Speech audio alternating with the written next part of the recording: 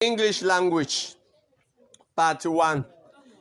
Evaluation of resources, section A, grammar. Complete the sentences with the verbs and tenses given.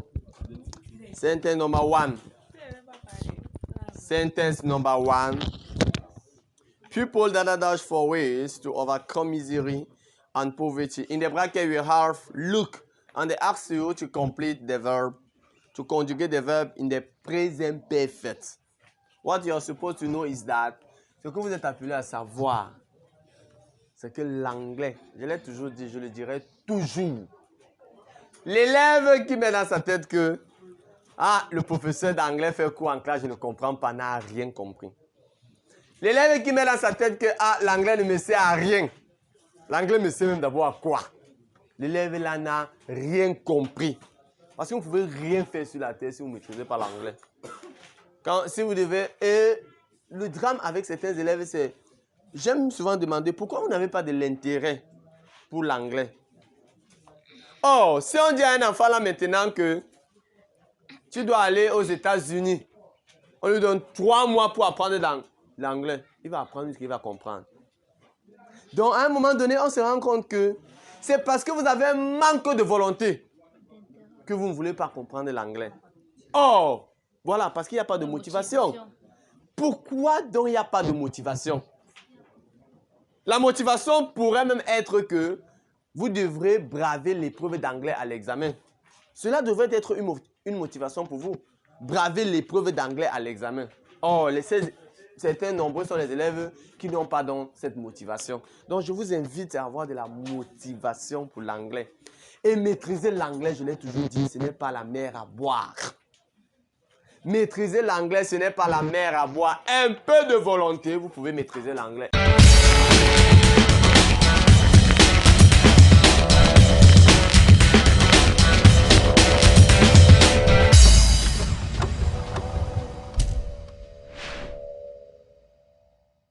Réussir, c'est ça qui va se passer de façon constante, permanente. Voyez-vous en train de réussir, voyez-vous en train de gagner, voyez-vous en train d'améliorer votre vie, voyez-vous en étant heureux dans votre futur. Nos pensées deviennent des faits, ce n'est pas le hasard. L'élève qui sait qu'il a un examen qui l'attend en fin d'année et qui doit braver une épreuve intitulée English Language devrait savoir que l'anglais, la base de l'anglais, c'est le verbs. In English, we say verbs. When we talk about verb, you cannot talk about verbs without talking about tenses. On ne peut pas parler des verbes en anglais sans parler des temps verbaux. C'est ce qu'on appelle tenses. Tenses là, ce sont les temps verbaux. Tous les exercices de grammaire, tous les exercices, du moins 70% des exercices de grammaire sont adossés sur les verbes et les temps verbaux. Donc l'élève qui espère avoir 7, 8, 9, 10 sur 10 sur la partie grammaire et qui ne maîtrise pas certains verbes et qui ne maîtrise pas les temps verbaux en terminant A est en train de se mettre le doigt dans l'œil. Quand on dit tenses in English, ça veut dire temps verbaux. On a combien de tenses en anglais? In English, we have how many tenses? How many tenses? Hein? 12 tenses. Qui peut les citer? On a 12 temps verbaux. Qui peut les citer? Généralement, quand on demande in English, we have how many tenses? Certains sont capables de citer les temps verbaux. Tu peux les citer? Oui, allons-y. On a quoi? Le simple présent. Et voilà. Le simple past. Future. Le présent continuous. Future continuous. Past continuous. Présent perfect. Yes. Très bien.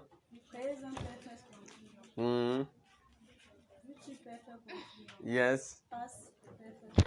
Ok, c'est très bien. Comprenons bien. Pour connaître les 12 temps verbaux en anglais, ce n'est pas la magie. Hein. Quand votre camarade récite comme ça, elle ne fait pas de la magie. Je dois juste savoir 3 choses. À partir de l'idée selon laquelle nous avions le temps d'aujourd'hui. Le temps d'aujourd'hui en anglais, se présente par le simple present. Le temps d'hier en anglais se présente par quoi? Hier, très bien, le simple past. On a le simple past. Et le temps de demain, ça serait quoi? Très bien, le simple future. Voilà les 3 temps que nous avions. Ceci, je n'ai pas besoin de demander à mon voisin pour savoir. Donc, je sais au moins qu'il y a aujourd'hui, qui est le présent. Et il y a hier, qui est le passé. Et il y a demain, qui est le futur. Voilà, il y a 3 temps verbaux. À côté de ces 3 temps verbaux, je retiens le terme perfect. Et je retiens le terme continuous. Partant de là, je peux dégager donc maintenant les 12 temps verbaux. Pourquoi? Je vais dire ceci. Simple past, simple present, simple future. Ça me fait 3 temps, n'est-ce pas? Très bien. Je laisse les simples. Je prends le premier terme qui est perfect. Je fais seulement le past perfect, present perfect, future perfect. Ça me donne 6 temps verbaux. Je laisse perfect. Je prends maintenant continuous. Ça me donne quoi? Past continuous, present continuous, future continuous. Ça me donne 9. Dernière possibilité, c'est quoi, Amougou? C'est la combinaison. C'est-à-dire, je combine donc maintenant les deux. Ça me donne quoi? Le past perfect continuous, future perfect continuous en present perfect continuous. Il y a 12 temps verbaux.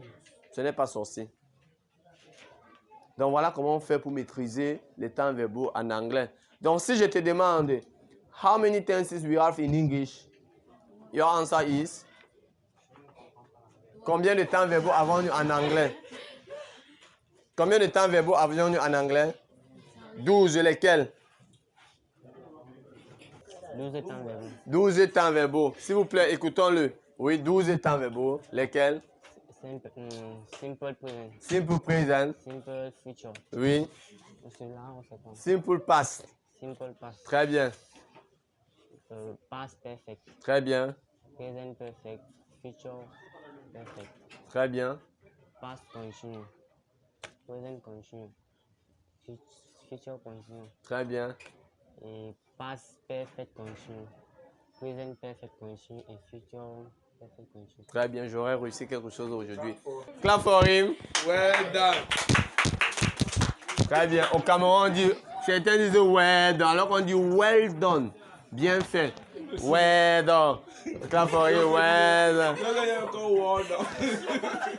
On dit well done, ça veut dire bien fait. Voilà. Well done. Bon. Ok.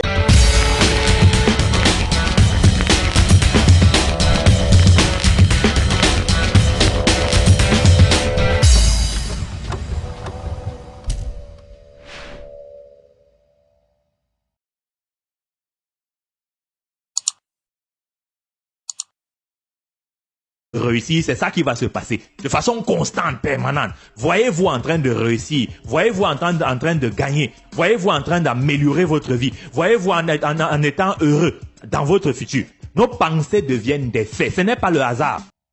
Revenons à notre exercice. Notre exercice dit complete the sentences with the verb and tenses given. Sentence number 1. People dash for ways to overcome misery and poverty. In the bracket you have look and they ask to you to conjugate look in the present perfect. Look in the present perfect. Voici, je vais vous présenter ceci. On a le présent perfect. Vous allez voir la différence. On a le présent perfect. On a le past perfect. Et on a le future. Très bien. Qu'est-ce qu'on remarque? Qu'est-ce qu'on remarque? On remarque que partout on a perfect, n'est-ce pas? Ici on a perfect, ici on a perfect, ici on a perfect. Nous sommes d'accord, n'est-ce pas?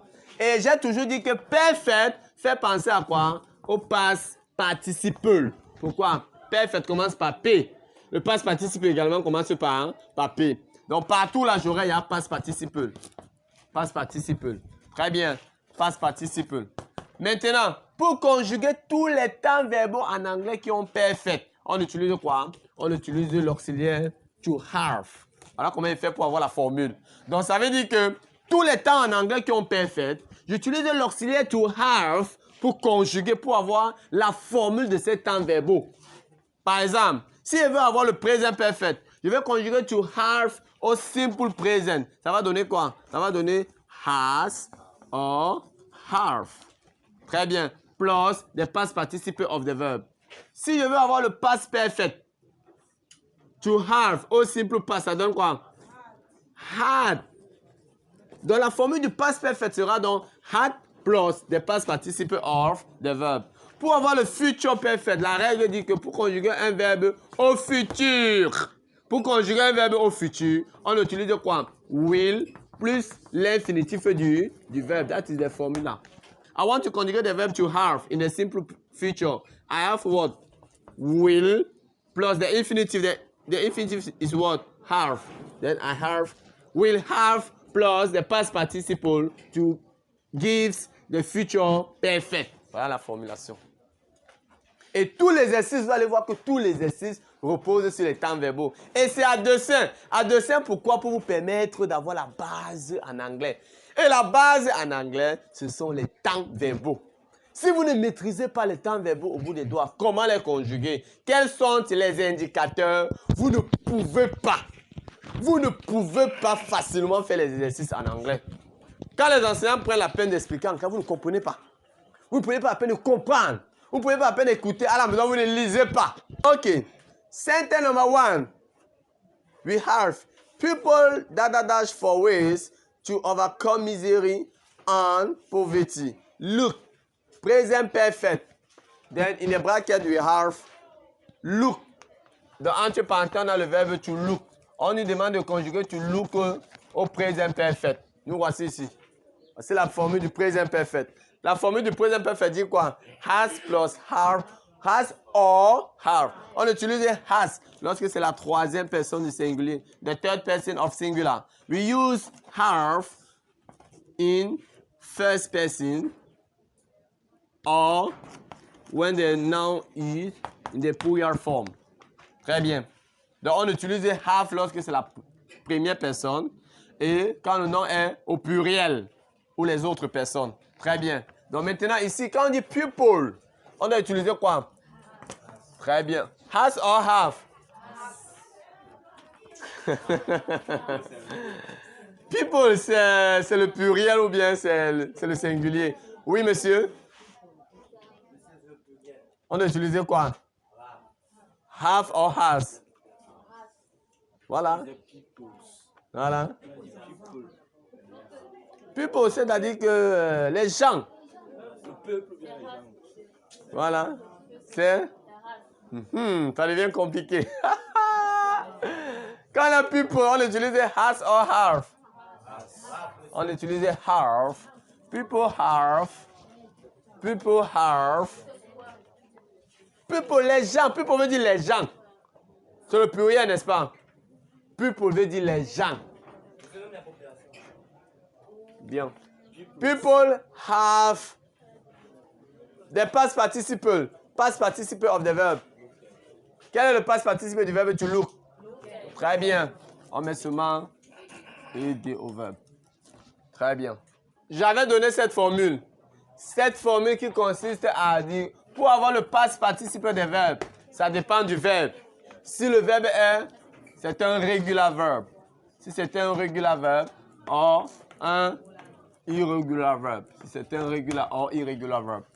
Très bien. Un regular or irregular verb. Très bien. Quand c'est un regular verb, le past participe, on ajoute tout simplement ed. Par exemple, watch. Son past participe, on ajoute ed. Finish.